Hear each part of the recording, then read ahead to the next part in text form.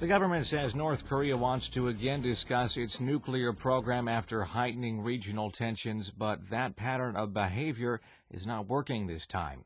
At Tuesday's parliamentary audits, Seoul's unification minister Ryu Kil-jae said Pyongyang needs to accurately perceive the present circumstances and join the South's endeavors to improve inter-Korean ties. Our Kim So-yeon has the story. Seoul's unification ministry says North Korea's exit plan following its nuclear and missile tests has failed so far as the U.S. refuses to budge on its position that denuclearization comes before talks. In a report submitted to the National Assembly for parliamentary inspections, the unification ministry said North Korea began diplomatic efforts in June to improve strained ties with China. The ministry said North Korea followed up by holding 2 contacts with the U.S. in Geneva and Berlin during the previous 2 months. The ministry said despite Pyongyang's attempts to generate dialogue, it largely failed because Washington is adamant about seeing steps toward denuclearization before any talks. On inter-Korean relations, the ministry said North Korea softened its position in June and made conciliatory gestures at government and civic levels. But since unilaterally postponing inter-Korean family reunions in September, Pyongyang has been gradually increasing its harsh rhetoric against South Korea. Seoul's unification minister Yoo Gil-jae blasted the North at Tuesday's parliamentary session, saying Pyongyang speaks about denuclearization but will not stop nuclear development. Yoo said South Korea will not be swayed by every single situational change, but assume a long-term perspective and proactively pursue policy measures. He also expressed plans to build a world peace park in the demilitarized zone through inter-Korean talks and international cooperation to develop the DMZ as a representation of trust and peace. Minister Yoo also said humanitarian aid for North Korea should not be associated with politics, but it should not be provided mechanically either. He noted the government's current policy does not allow flour or corn aid, as requested by the Korea NGO Council for Cooperation with North Korea. Kim So-yeon, KBS World Radio News. North Korea's ambassador to the UN, Shin Son-ho, has rejected U.S. Secretary of State John Kerry's offer earlier this month to sign a non-aggression pact. Shin spoke at a UN committee handling disarmament on Monday, where he urged Washington to halt what he called hostile policies toward Pyongyang. He said tensions are unprecedentedly high on the Korean peninsula this year, and the U.S. must end such policies. Shin said the U.S. is carrying out military drills based on scenarios of preemptively attacking the North and distorting the sentiment of the international community. He also said the U.S. needs to take the lead in promoting measures for nuclear disarmament as the world's largest nuclear power. Diplomatic sources say Shin's remarks suggest North Korea is trying to counter Kerry's proposal with the claim that the U.S. hostile policies are the root cause of the current nuclear situation. The government will pursue a meeting this week of 6-party talks nations excluding North Korea. A foreign ministry official said Tuesday that the envisioned meeting would be held on the sidelines of the Seoul Conference on Cyberspace 2013 and aimed at helping realize President Park Geun-hye's initiative for peace and cooperation in Northeast Asia. The official said representatives from South Korea, the U.S., China, Russia, and Japan would attend and likely discuss cyberspace issues and ways to promote mutual cooperation in the region. The government's Peace and Cooperation Initiative in Northeast Asia aims to build a multilateral dialogue process among Northeast Asian countries.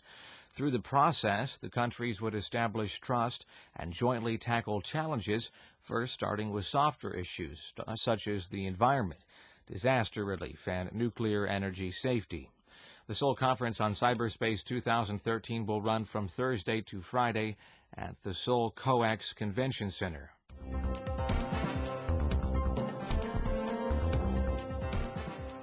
You're now listening to the news from KBS World Radio's News Center in Seoul, Korea.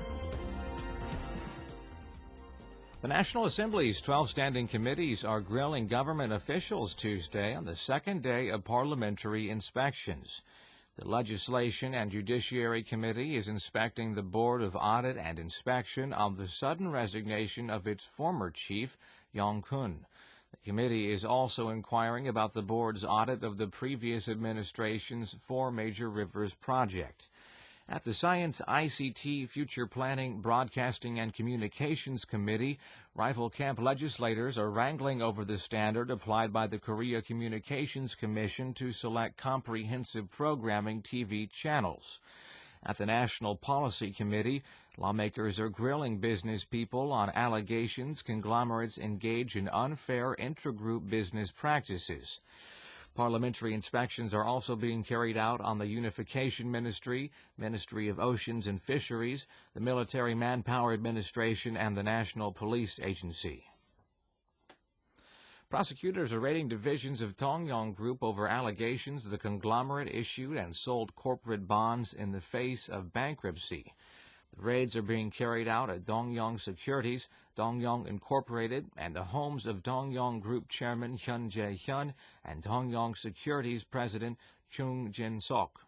Investigators are seizing computer hard disk, accounting books, and other materials related to the business group's issuance of corporate bonds and commercial papers.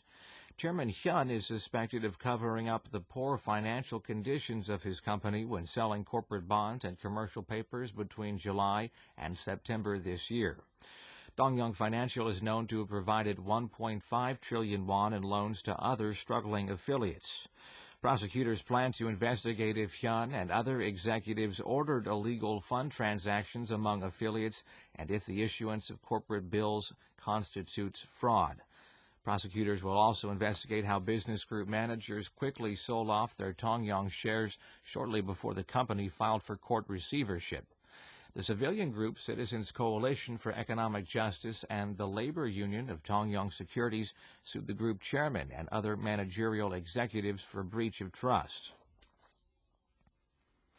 An opposition lawmaker has disclosed a document detailing Samsung Group's no labor union management policy. Minor Opposition Justice Party Representative Shim Song-jung on Tuesday disclosed the document titled S Group's 2012 Labor Management Strategies.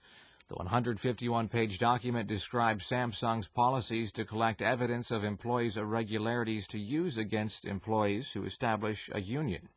Samsung is believed to have produced a scenario to realize a no-union company based on the strategies. Samsung said the document was produced for a forum of high-ranking officials at the end of 2011, and it was not produced to dissolve unions.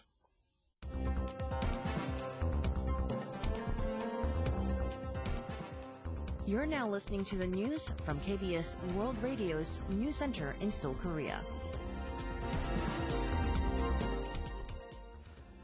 A new report has assessed that South Korea's mobile devices market is close to being saturated for the first time in the world.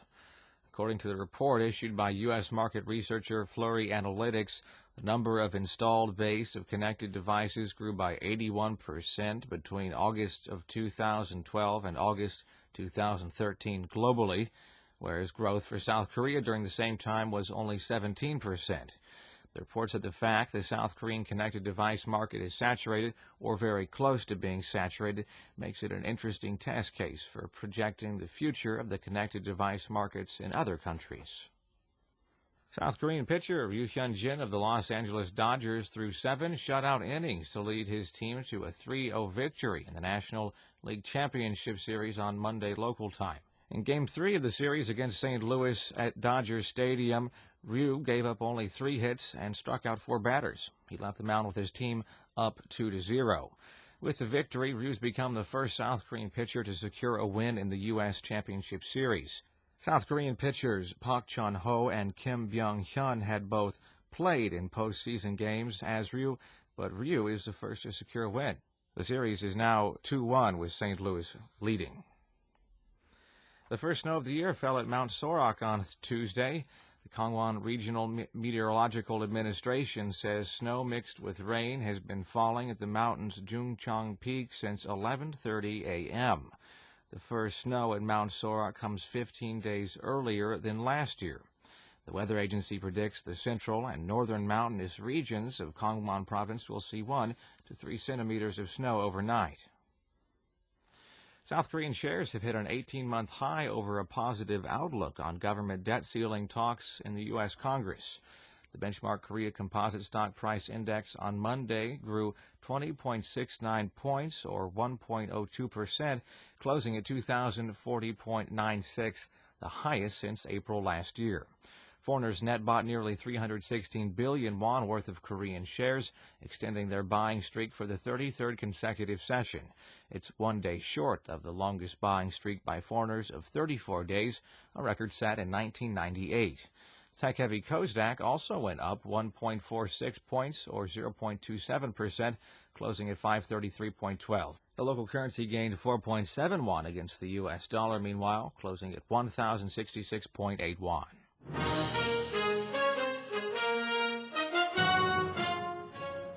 And that's the news from KBS World Radio's News Center in Seoul.